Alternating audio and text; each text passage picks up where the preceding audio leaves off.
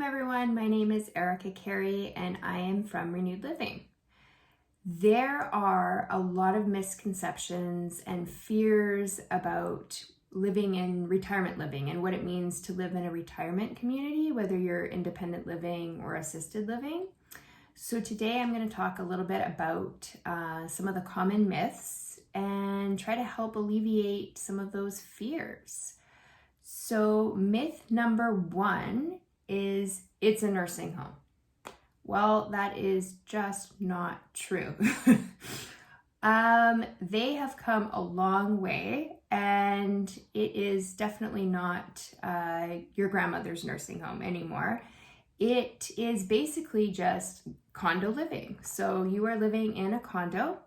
You can get a studio, 1 bedroom, 2 bedrooms. Some places even offer 3 bedrooms. They have half kitchens, full kitchens, and then they just have a wide variety of amenities within the building. And they offer, they have a calendar of activities and exercises, various programs, all kinds of things that are offered to you. So it's kind of like, it's condo living / resort style living, if you will. And it's just a way to, if you don't want to cook or clean anymore, you don't have to. You can just enjoy your retirement. So that covers myth number one. It's not a nursing home. Trust me. It's very beautiful. Myth number two is it's a place you move into only if you can no longer take care of yourself. Well, again, that kind of relates to the whole it's a nursing home thing, and that is not true. That is false.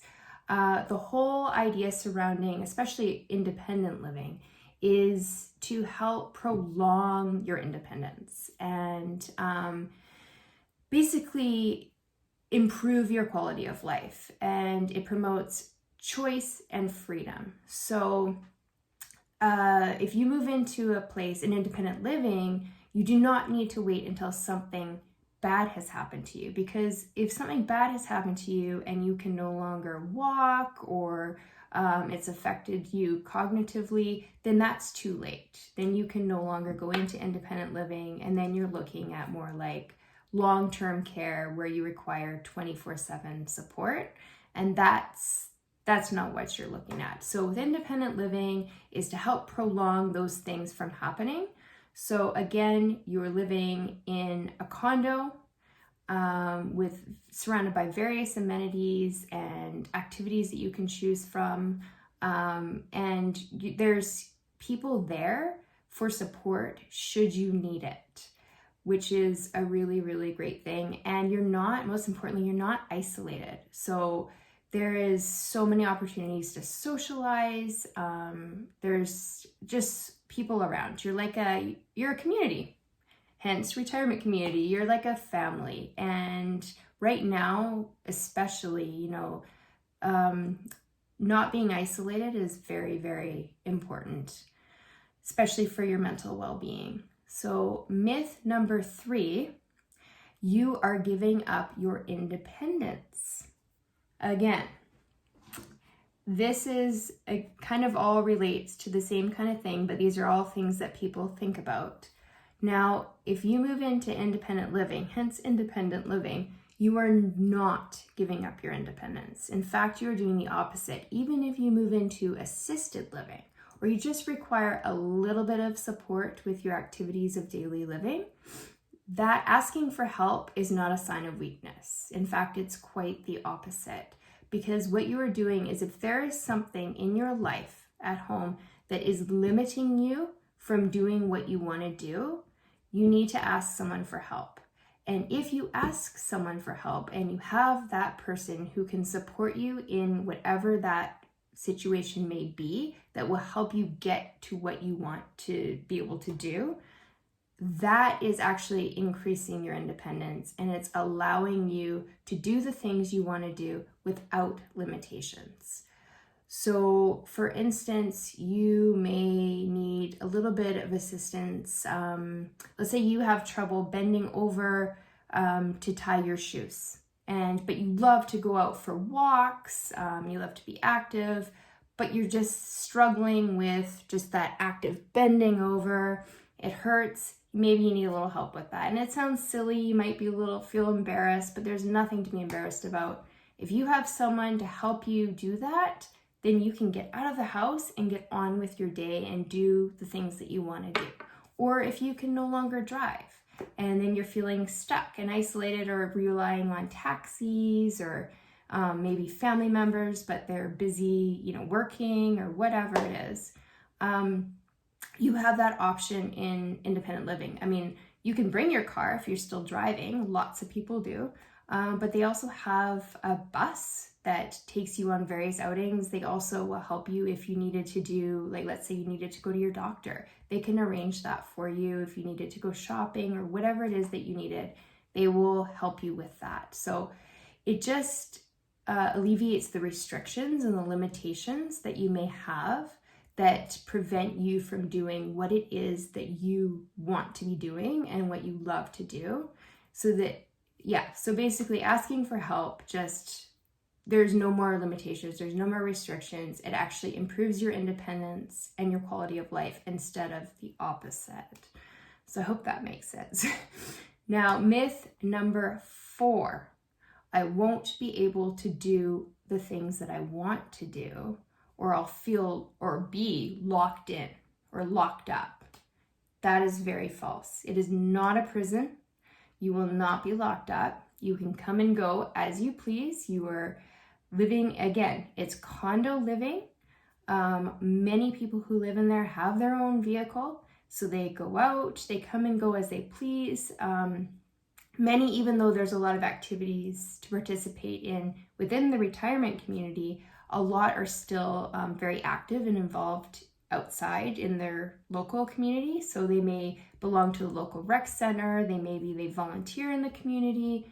You still can do all of those things that you used to do and love. So you're free to come and go. You can do whatever you want. Just because there's a calendar of activities, it's not like this is your set schedule and you have to do all these things as long as you're living here. That is not the case. You can do as much or as little as you want to. It's just there for you should you want to do it. So it's just nice to have that option.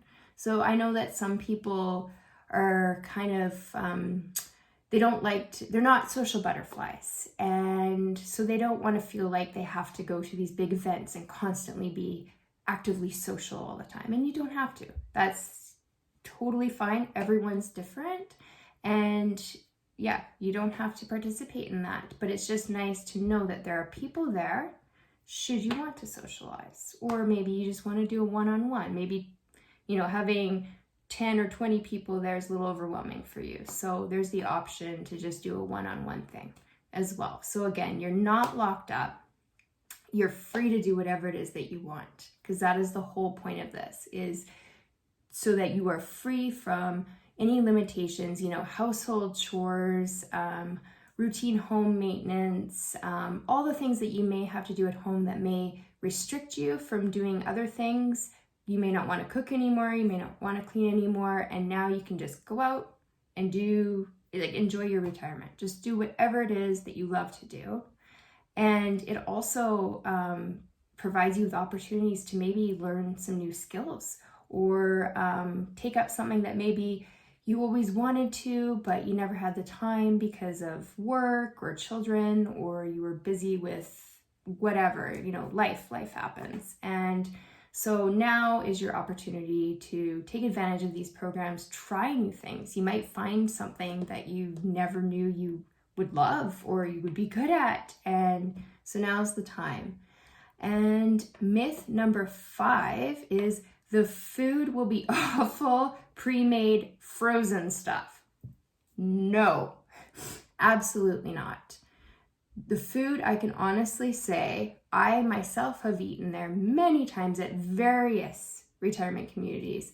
They are Red Seal chefs, very experienced. They've been to culinary arts school. They know what they're doing. They're very creative with the menu. They work with various dietary restrictions depending on the person. They constantly change the menus up so that they keep a wide variety and keep things interesting, so you don't get bored of it. But if there's any meals or anything that you would love to see on the menu that you haven't, or vice versa, they're always open to listen to your feedback. And yeah, they host, the food and dining managers always host meetings that you can come to, and you can provide feedback or say, hey, I'd like to see more of this on the menu or less of that, and they will definitely work with you. And it's just, like I said, it's delicious food. I'm not being paid to say this. I have eaten in I can't even think of how many places, many of them, and the food is delicious. It's up to par. I promise you that. So there you have it. There are 5 myths. Well, there's probably many more, but I've just covered the 5 main myths. I hope this has helped alleviate some of your fears and misconceptions surrounding what it means to live in a retirement community, because there definitely is a bit of a stigma around that.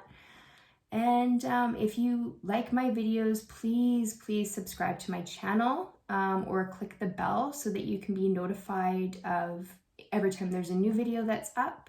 And yeah, take care until next time. Bye-bye, everyone.